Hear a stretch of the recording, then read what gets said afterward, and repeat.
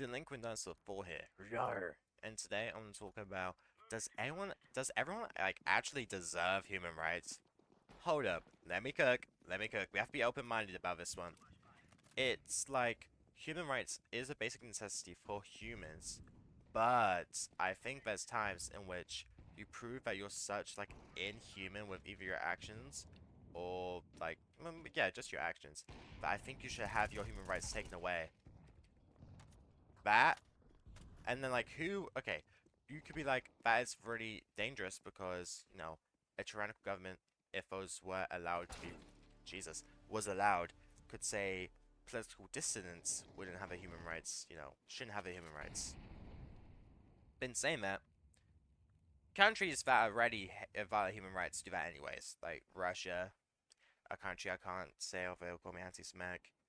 Um, To be fair, that's not even a country, it's just a, like, ever-evolving landmass. Like, how can you be a country when you can't even define your borders? But that's a conversation for a different time. I think that being able to take away rapists and murderers' human rights would actually be very beneficial for society. Because, like, imagine how many medical tests we can do on people, and which only been held back because they have human rights. Like, jeez. Like, we wouldn't even have to test on animals. That'd make all the vegans and, like, what's that fuck-ass pet company that kill pets instead of helping them? PETA. There we go. It would make PETA happy. PETA. The horse is here. Sorry. I'm being kind of, like, churlish right now. But take away human rights of people who violate others in such horrific ways. Like, kind of, like, irrehensibly, like, kind of dissolves their humanity. And to dissolve one's humanity means you're no longer human, which means, boom, no more human rights. It makes sense if you think about it. Like, it isn't actually that outrageous. Because, like, if a drunk driver crashes and kills a family, how can they really be human if they make so many bad decisions? Like drinking, men driving, and then killing people? Which I guess actually is only really one bad decision and an accident from a bad decision. But I don't really give a fuck. I think if you're a human and you're willingly putting yourself in a situation where you're either raping or harming people, I don't think you're really like a human that's good for society, and therefore no human rights. I don't think that's outrageous. Now, pedophiles, I already talked about how we should castrate and test on them.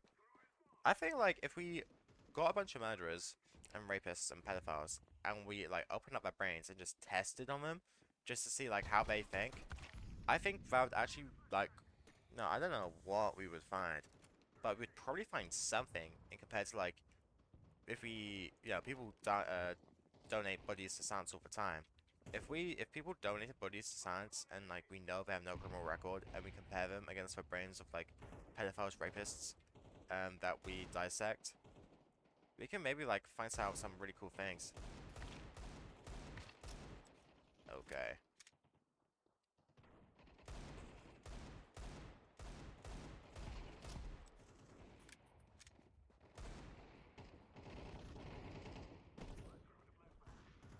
And like I understand that violating human rights is not good, and I guess it could be abused, but I don't really care. Which, I probably should.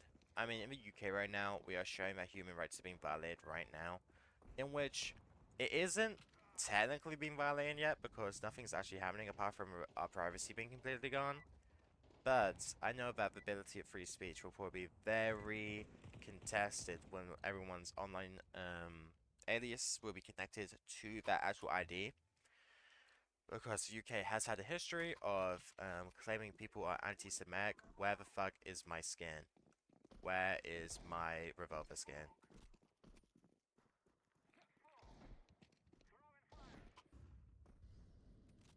Anyways, I know the UK has been calling people anti-Semitic for criticizing Israel, which is kind of worrying to me because if you can't criticize a government without being called anti-Semitic, it kind of does say that you don't have the human right of free speech against something, which, when everything's now tied to your ID, is very...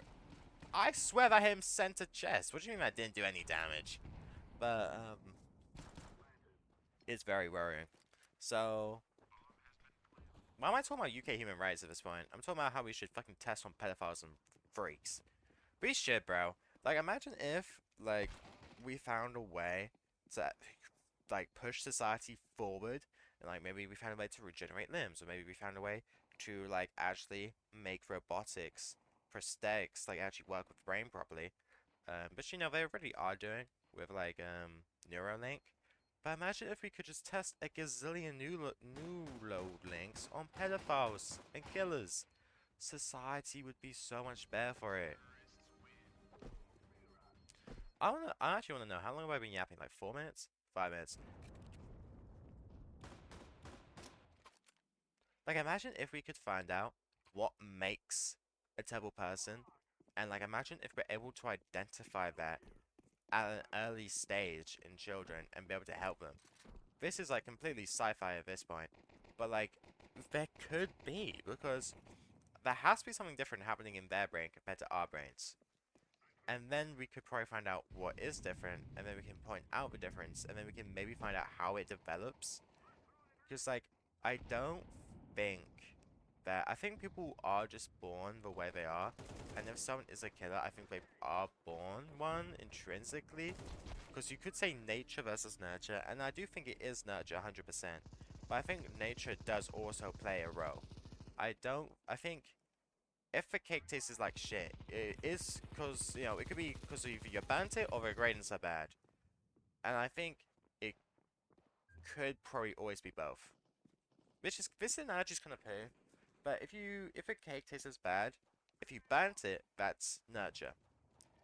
Because you made it bad, but when it was could have been good to begin with. But I think it's always intrinsically the ingredients are wrong, but the bad baking really pushes it. I think it goes from a funny tasting cake when it's cooked fine to a bad tasting cake when it's burnt, but really bad.